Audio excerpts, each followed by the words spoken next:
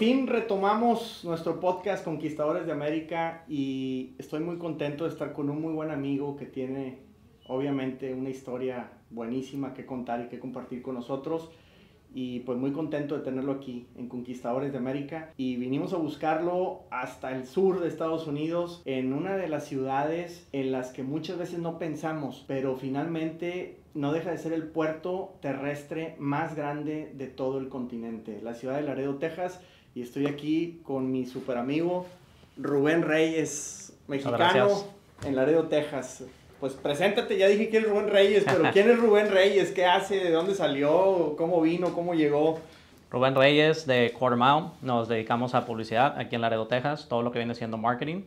Y nacido en Reynosa, Tamaulipas, desde los 5 años estoy aquí en Laredo. Y empecé muy temprano, desde el 2002, a los 15 años, cuando estaba en high school. Y desde entonces ya llevamos 19 años en esto.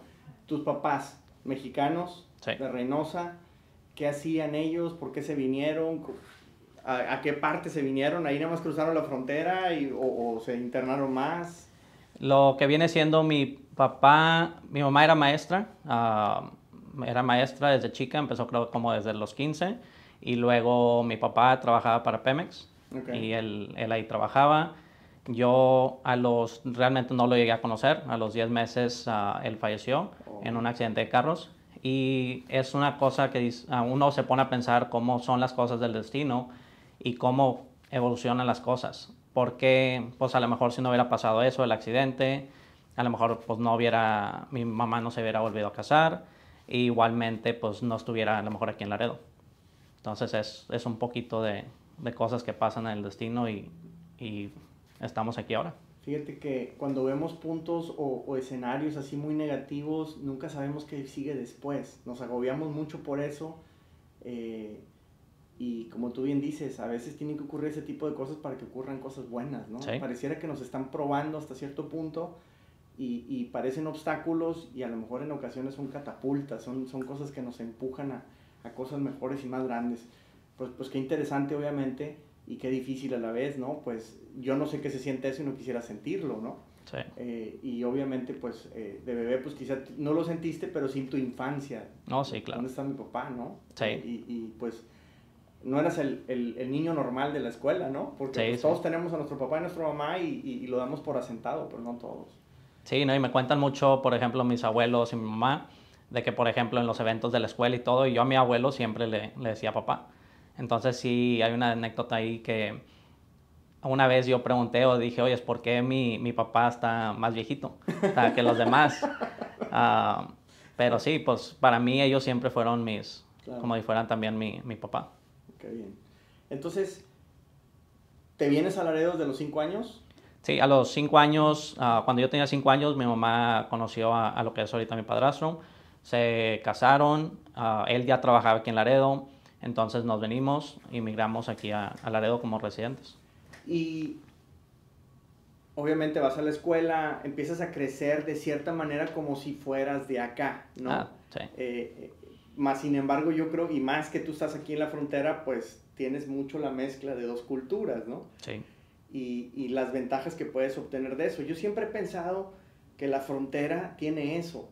Puedes tener o lo peor de dos mundos o lo mejor de dos mundos, sí, si lo sabes aprovechar.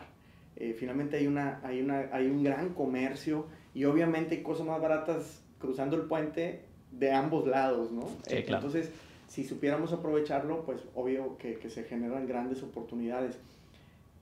Te vas a la high school y ¿qué te hace decir, quiero poner mi propio negocio, me quiero independizar? ¿Cómo arrancaste? ¿Qué hiciste? ¿Qué pasó por tu mente? Yo desde chico siempre me han gustado lo que son ventas, siempre me ha gustado yo tener mi propio dinero. De chico, antes de high school y todo eso, pasaba mucho, íbamos, por ejemplo, aquí hay una tienda que se llamaba Casa Güero. Y iba con mi mamá, ella iba a comprar cosas que necesitaban ahí para la casa y decoraciones y todo.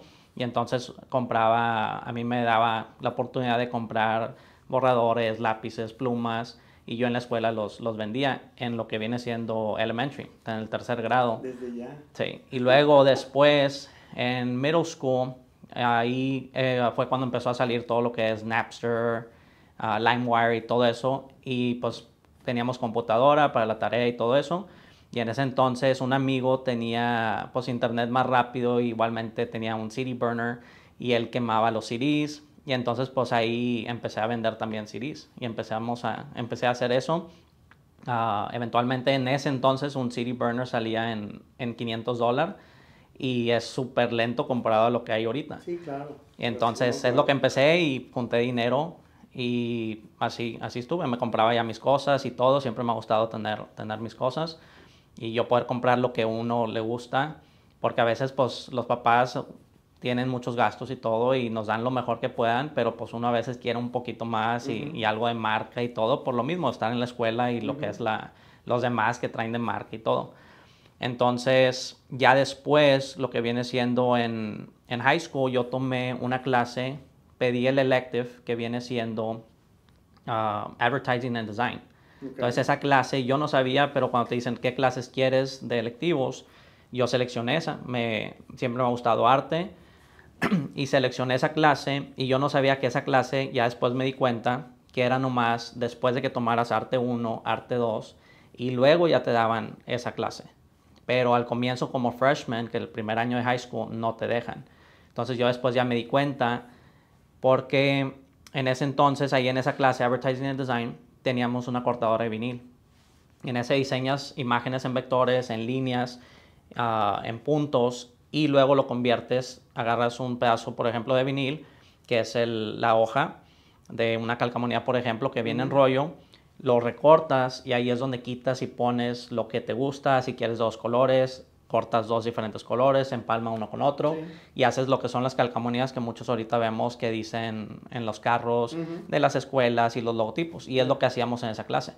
El maestro en esa clase también lo que hacía es que tenía amigos que tenían negocios y les hacíamos trabajos. Y así recaudábamos nosotros fondos para los viajes y los eventos que teníamos. Nos hacíamos a veces ahí carnes asadas y cosas así para convivir entre todos.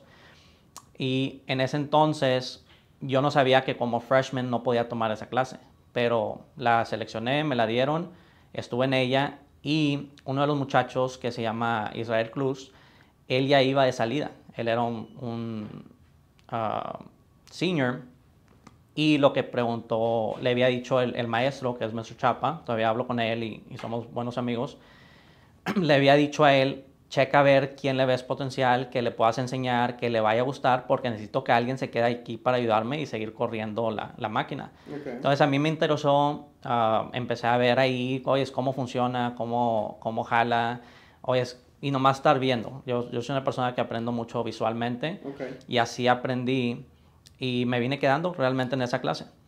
Después de eso hicieron otra clase para poder seguir ahí mismo, que viene siendo Graphic Arts, es otra clase que ya estaba. Luego hicieron Advertising and Design 2, más avanzado, por ejemplo, y luego Graphic Arts 2.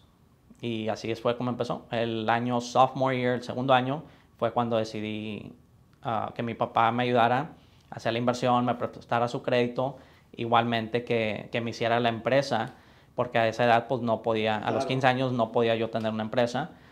Y fue como empecé. Y al primer mes se pagó la inversión con lo que yo tenía guardado, pagué la tarjeta de crédito y desde ahí ya no le hemos tenido que meter nada.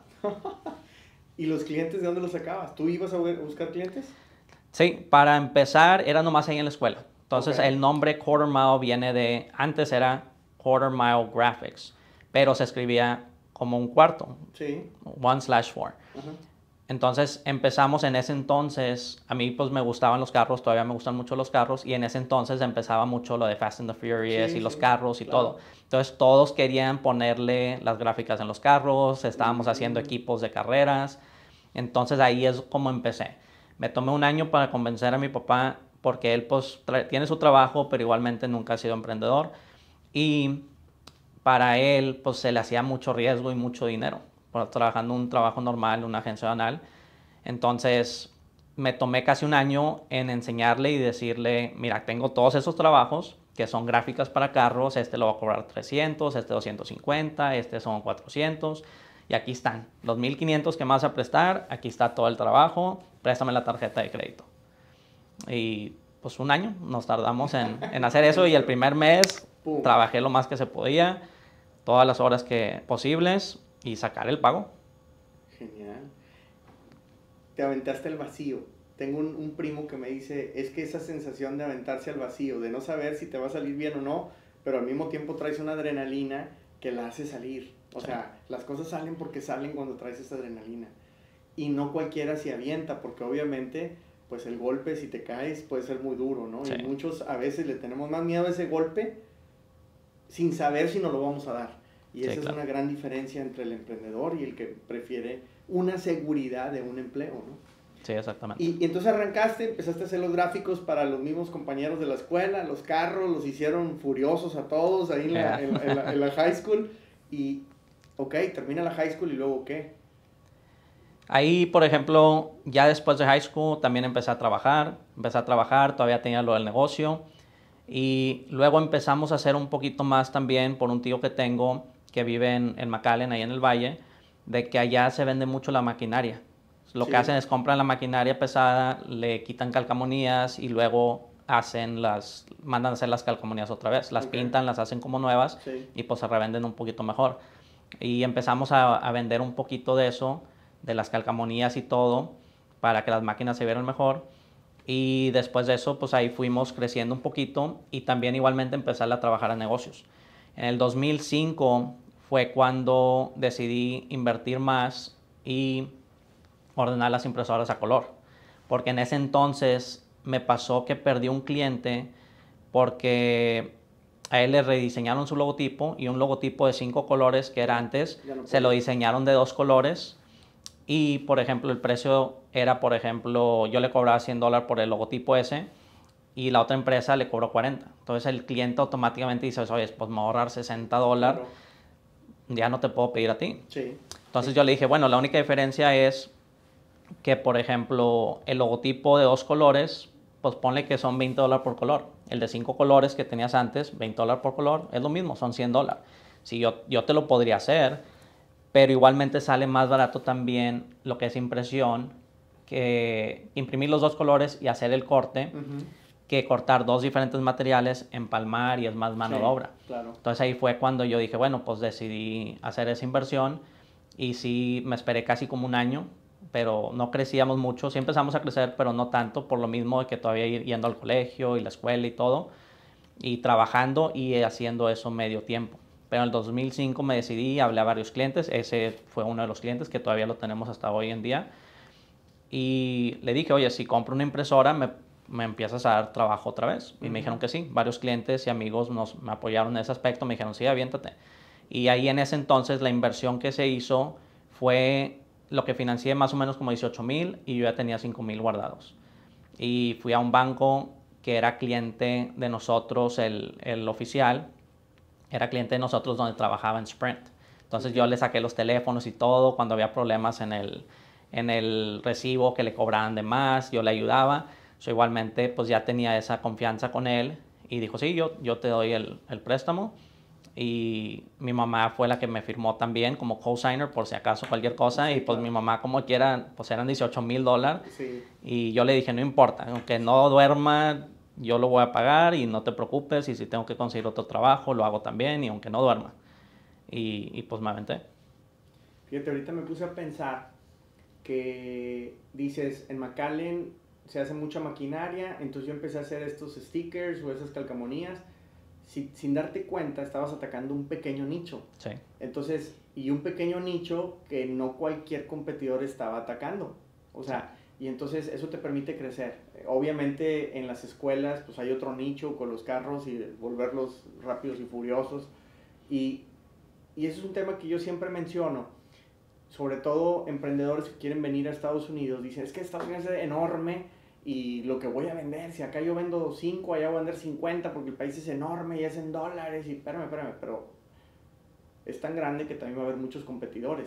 Pero si te enfocas en pequeños nichos que están muy descuidados, sí. Puedes crecer también muy rápido porque no vas a enfrentar una baja competencia. Entonces a mí se me hace muy interesante eso acá porque el país se hace tan grande que quedan esas áreas desprotegidas y ahí es donde nosotros, sin darnos cuenta, pongamos piquetes muy buenos y obviamente eso nos hace crecer. Porque pensar que vas a dominar el país es imposible. Ah, sí, no, se toma, eso es un paso muy grande y Demasiado. se toma mucho tiempo. Sí. Y bueno, entonces, obviamente que tú tuviste el respaldo, te arriesgabas con estos créditos.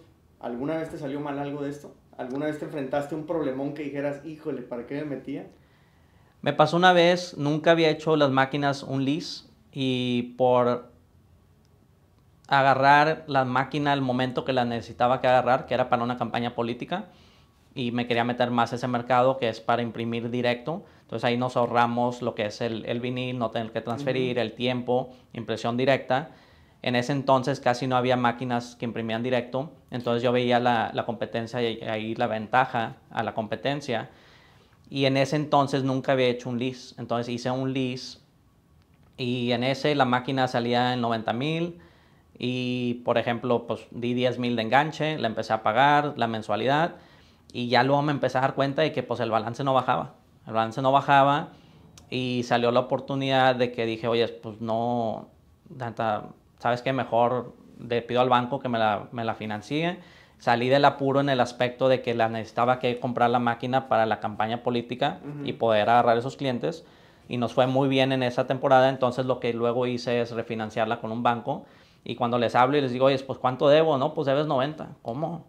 Te di 10,000 de enganche y llevo tanto de pagos. No, es que no sé qué estructura era y pues no, debía 90. Debía 90, 10 a la basura más los pagos. Dije, no, ¿cuánto por salirme? Y pues era prácticamente lo que se había financiado completamente. Entonces ahí fue donde ya aprendí y dije, bueno, no todos los leases van a funcionar. Ahí fue cuando empiezo yo a aprender pues un poquito más de las finanzas. Siempre me han gustado los números, pero igualmente pues es algo nuevo porque nadie te lo enseña. Lo poquito que realmente aprendí de las finanzas y administración del negocio y todo fue un poco de mi papá porque él igualmente hacía hacía las facturas él, igualmente él me ayudaba a pagar los impuestos y todo eso. Pero realmente pues en el mundo del negocio nadie te enseña lo que son las finanzas y cómo y qué conviene, intereses, y pues eso lo vas aprendiendo ahí de poquito a poquito. Y a base de golpes y golpes que cuestan tiempo, dolores de cabeza y obviamente pues mucho dinero, ¿no? Sí. El otro día yo escuchaba una entrevista de alguien que decía que pagamos por ir a la universidad y nadie ve un negocio como una forma de aprender. O sea, decimos, no, es que fracasé, espérame, pero aprendiste algo, sí, pues piensa que fuiste a la universidad, pero en este caso fue algo real y no práctico, ¿no? Entonces, el tener un negocio, pues, aunque, si no hiciste dinero en su momento, bueno, aprendiste mucho, tienes mucho más conocimiento que te va a ayudar para lo que siga. Entonces, no necesariamente fue un fracaso. Es como si hubieras pagado, ¿no? Por ir a la escuela. Sí, claro. Y como dices, veo mucho eso. Lamentablemente las escuelas se quedan mucho en la teoría y entonces cuando tú te lanzas, ay caray, ¿y cómo le hago para los impuestos? ¿Cómo le hago para el préstamo? ¿Cuál es el préstamo correcto? Y más, obviamente que estamos en un país, aunque tú creciste acá, pues quizá también tu papá estaba más acostumbrado al lado mexicano y te enseñó un poco a la mexicana y acá llegas y el esquema es diferente. Y yo veo mucho eso también, ¿no? Del emprendedor que emigra o que abre sus empresas acá, pues tienes que entender el crédito, cómo funciona. Tú lo aprendiste de cierta manera apoyándote de tus papás, pero el tuyo personal demora en hacerse. Demora que un banco crea en ti sin necesidad de que alguien más te firme, sino que ahora seas tú el que firma. Entonces, todo eso lleva paciencia y mucha disciplina. En el camino, pues te cuesta dinero, porque mientras la tasa de interés es más alta las primeras veces y poco a poco va bajando, ¿no? Entonces, son temas que tenemos que ver la manera de estudiarlos porque pues, es difícil, ¿no? ¿Y a qué otro obstáculo te enfrentaste en el negocio? O mucho seguramente, pero que te recuerdes, esto me pegó, si yo hubiera sabido esto antes, quizá lo hubiera hecho diferente. ¿Qué te imaginas o qué recuerdas? Se me hace uno de los, yo pienso no hubo muchos obstáculos que realmente nos hayamos enfrentado, más que lo que sí veo es que, y es muy difícil para muchos, es decir, bueno, estoy ganando tanto, no puedo hacer todo yo, no me alcanza el tiempo, no me alcanza el día. Y lo que veo que es muy difícil para mucha gente es realmente decir, bueno, déjame agarro parte de mis ganancias y empiezo a contratar a alguien. Y uno siempre tiene ese miedo de que pues si les enseño, luego ellos se van a ir a hacer lo mismo, van a poner la competencia. Y es un miedo que mucha gente tiene. Entonces, ¿te ha pasado eso? ¿Que algún empleado no me ha hacer pasado. eso? No me ha pasado y en ese aspecto hemos tenido mucha suerte. Sí que se han ido a trabajar con la competencia, pero no que hayan montado su propio negocio. Entonces, en ese aspecto sí hemos tenido suerte. Pero igualmente lo que es un emprendimiento o un negocio no es para todos. No es para todos, entonces es lo único que a veces se me hizo difícil decir, bueno, pues estoy ganando tanto, pero quiero un poquito más de tiempo y quiero crecer, quiero más. Entonces déjame agarro esta parte y contrato un empleado y empezarles a enseñar. Y luego otra vez, te pones a ver los números, me está quedando tanto, pues quiero seguir creciendo, vamos a meterle a otro empleado. Y invertir, invertir. Y uno no nomás empezar a gastar y gastar y metérselo al negocio más que nada. Empleados y también en equipo, maquinaria y todo, para seguir quedándote, ser uno de los mejores y estar arriba. Sí, es que soltar al bebé no es fácil. Y yo me imagino que es como, no sé cuándo me vaya a pasar, pero como cuando se casa un hijo, me imagino que debe ser bien difícil soltarlo, ¿no? Que ya no va a vivir contigo, etcétera. Pero, y se me hace bien interesante lo que comentas. Entonces la fórmula que tú has seguido es pues tratar de reinvertir y reinvertir. Y me gusta lo que dices en equipo, tecnología, etcétera, pero también en tu equipo de recursos humanos. O sea, y qué importante es eso. ¿Cuántas personas están acá contigo? Ahorita tenemos ya 21 empleados. Pues no son cualquier cantidad. Sí. O sea, 21 mentes y controlar eso y ponernos de acuerdo y llevar una ideología, pues es difícil. Sí, sí. Qué interesante. ¿Cuál ha sido para ti una de las mejores satisfacciones? Me decías al inicio que obviamente la independencia, te gusta tener tus propios recursos, etcétera, pero ¿qué hizo que te apasionara tanto este negocio? Primero, obviamente, en la escuela, pues se te tuvo que haber gustado. Es raro el que trabaja en lo que estudió. Sí. Y aunque no era una carrera universitaria, pues de cierta manera sí le metiste galleta ahí y te dedicaste a eso y te noto contento de estar en esto, pero ¿por qué te apasionó esto? ¿Qué viste de satisfacción? Además del dinero, no sé si estás de acuerdo, creo que el dinero se volvió secundario. Sí, seguramente claro. Te pasó. O sí. sea, porque te veo muy apasionado con lo que haces y eso hace que ganes bien o que te vaya bien o que el negocio crezca, pero la pasión es diferente. ¿Qué te apasionó en este negocio? Al comienzo, más que nada, como ya estaba en lo de los carros y siempre me han gustado los carros, las carreras y todo, en ese aspecto me gustó y me apasionaba pues andar en eso, andar ahí en los equipos, conocer las diferentes personas, conocer lo que le estaban haciendo a los carros, igualmente de gente diferente. En ese entonces también empiezas a conocer gente de negocios, porque también una cosa es el grupo que tienes ahí en la escuela y pues sí, le meten ahí a los carros como puedes y todo lo que trabajas se los metes a los carros. Ajá. Y para tratar de hacerlo más rápido, uno que otro que su papá les ayudaba o les compraban cosas, pero luego mucha de la gente que está en esa industria o en ese tema de los carros y arreglarlos, muchos tienen negocios, porque sí es un hobby demasiado caro. Uh-huh. ¿Y por qué? Sí. Porque siempre quieres ser el más rápido y tener el carro mejor. Y siempre sale un accesorio, una lucecita, cualquier cosa que lo haga ver también bien y las llantas y el rin y el motor y el turbo y el filtro. El sonido y todo. Entonces, ahí fue cuando ya empecé a trabajar más con negocios y me gustó mucho de poder ayudarles a las marcas. Poder ver una marca o un diseño y decir, yo lo puedo mejorar y darles una mejor imagen. Y la satisfacción que tiene uno en que la gente a veces diga, oye, ¿es franquicia esa compañía? Y no es franquicia, pero igualmente el tema es hacerlo. Pareciera franquicia, ¿no? Sí, toda la publicidad y me gusta también ver ahorita los negocios crecer. De que empezamos juntos y los he visto crecer. Restaurantes que ya tienen más de uno, que le hemos cambiado la imagen y es la idea de nosotros. Nosotros no nos enfocamos en decir, vamos por nuevos clientes para reemplazar a nuestros clientes. La idea siempre es agarrar un cliente nuevo, pero retenerlo y seguir creciendo todos juntos.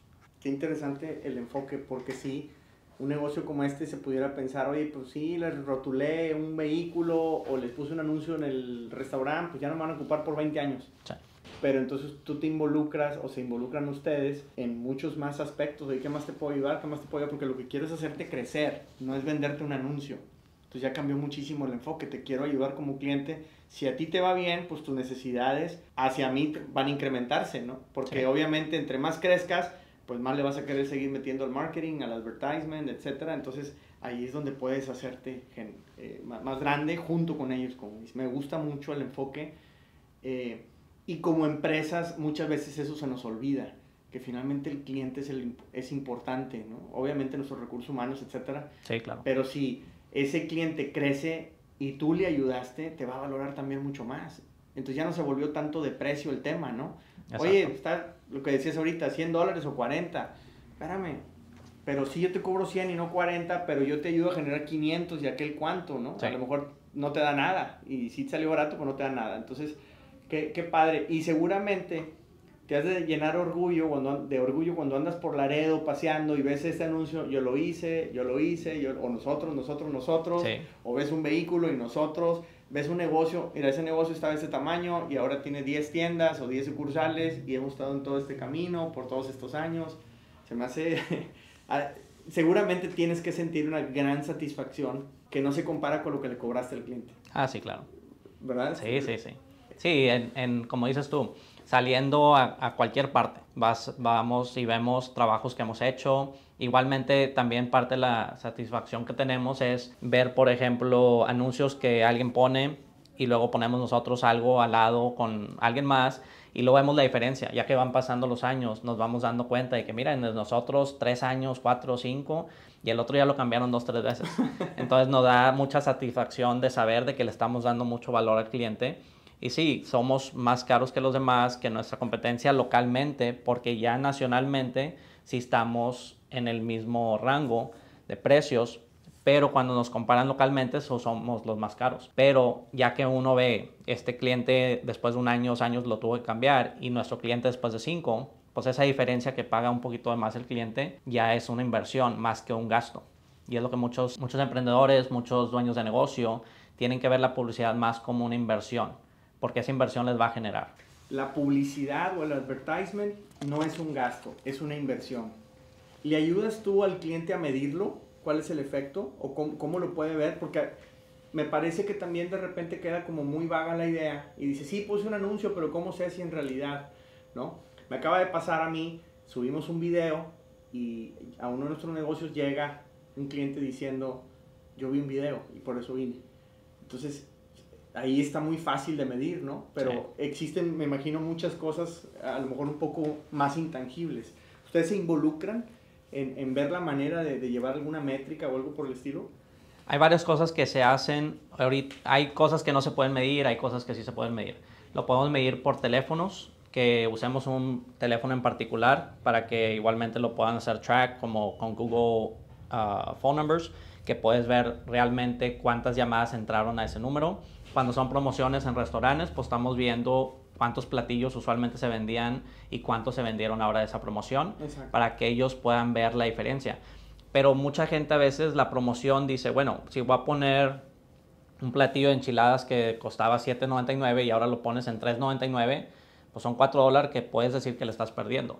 Pero el cliente a veces lo que hace es, lo que es la publicidad en ese momento viene siendo más que nada nomás el gancho, para que la gente venga. Entonces ya estando ahí hay mucha gente que va nomás por la promoción y hay el cliente que va y dice, a ver, ¿qué tienes de especial? Tal. Ah, no quiero eso. Y agarran a otra cosa. Claro. Entonces ya basado en eso, entonces ya agarran un platillo de $15.99 o $20. No, y te faltan las bebidas y que si quiso postre o si le llevó a la tía o a la esposa para llevar o lo que sea, ¿no? Entonces lo importante es traer al cliente. Ya después qué servicio le das es otro tema, ¿no? Y ahí obviamente tiene que ver, pues, el cómo se ve el lugar, qué experiencia tengo, etcétera, ¿no? Entonces, Sí. parte del arreglo de la publicidad externa tiene que ver mucho con la interna en ese tipo de negocios. Sí, exactamente. Lo que viene siendo el branding interior, la experiencia, cómo te sientes llegando al lo que le llaman el atmosphere, y también cómo te trata la gente. Todo eso tiene que ver. Entonces, en ese aspecto, las métricas vienen siendo también si subieron las ventas comparado al mismo mes el año pasado, haciendo promoción y no haciendo promoción. Lo que viene siendo también ahorita es más fácil de medir todo lo que es digital. Claro. Eso es un poquito más fácil de medir, que el cliente te dice, te vi esto, vi el otro. es un poquito más fácil de medir eso y podemos ver cuánta gente y podemos ver un retorno ahí en el aspecto de ver, por ejemplo, si 1000 gentes vieron la publicidad y vendí 10 productos o me marcaron 10 veces, de esas 10 llamadas cerré una. Entonces ahí ya uno puede ser más consciente en cuánto meterle en publicidad, en meterle en pauta para poder generar lo que uno quiere de ventas finales. Sí, me encanta. ¿Qué retos tienes ahora? ¿Qué sigue para Rubén? ¿Qué sigue para su negocio o sus negocios? Sabrá Dios y de repente no traes varias cosas más, pero ¿qué sigue para ti y cuáles son los retos para cumplir ese sueño? Porque el sueño pareciera que lo logras y vas por más, lo logras y vas por más. Entonces, ¿qué es lo que sigue para ti? ¿Y cuáles son los retos que tú ves enseguida? Los retos que tenemos ahorita vienen siendo, yo lo veo mucho para todos los negocios, que es el crecimiento. Cómo crecer exponencialmente. Porque uno puede ir creciendo, pero muy lento. Y en nuestro caso, antes era pura referencia. Entonces el crecimiento no era tan grande. Llegó un punto que ya el crecimiento era muy pequeño, año por año. Como va pasando el tiempo, pues igualmente los empleados tienen que ganar un poquito más, todo se hace un poquito más caro. Entonces ahorita la idea es crecer el negocio, ver qué maneras podemos crecer el negocio exponencialmente y irnos a diferentes regiones. Ahorita acabamos de hacer una visión nueva que acabamos de hacer con todo el equipo para que todos estemos en el mismo canal y sepan a dónde vamos y que todos estemos remando hacia el mismo lado y que viene siendo el tema de visibilidad. Nuestro negocio, muchos lo pueden ver y decir, bueno, hacemos anuncios, banners, hacemos mantas, tarjetas de presentación, los wraps para los carros, pero realmente nosotros estamos en el negocio de visibilidad. Darle visibilidad a los negocios. Entonces ahorita tenemos una meta de idealmente para el 2025 ya estar teniendo clientes que les ayudamos a elevar sus marcas y empoderarlos a salir de la oscuridad para el 2025. Y eso ya sería mundialmente. El reto ahorita es contratar gente remota en diferentes partes del país y empezar a tener presencia en diferentes países y empezar a enviar trabajos. Antes lo veíamos mucho de Laredo, luego, bueno, San Antonio, Dallas, Houston, El Valle, y luego decimos, bueno, todo Texas, y luego decíamos, bueno, queremos empezar a vender en toda la nación. Y van a ser evoluciones que vamos a ir tomando. Claro. Pero para el 2025 nos gustaría ya tener empresas que les trabajemos y ayudarles a crecer las marcas y crecer sus negocios mundialmente. Internacionalmente, mundialmente, pues es retador, definitivamente. Sí. ¿Cuáles son los problemas que ves a los que te puedes enfrentar para llegar a esa meta? Los problemas que yo veo serían contrataciones, tener suficiente gente, porque en esa escala para el 2025 tenemos una proyección que serían más o menos como 5,000 empleados. Wow. Entonces vamos a tener un reto muy grande en conseguir suficiente gente, entrenar, capacitar y que sepan todo lo que deben de saber de nuestros productos. Porque para nosotros, cuando viene un cliente a nosotros, a veces dice, oye, necesito una manta, pero realmente necesito un anuncio.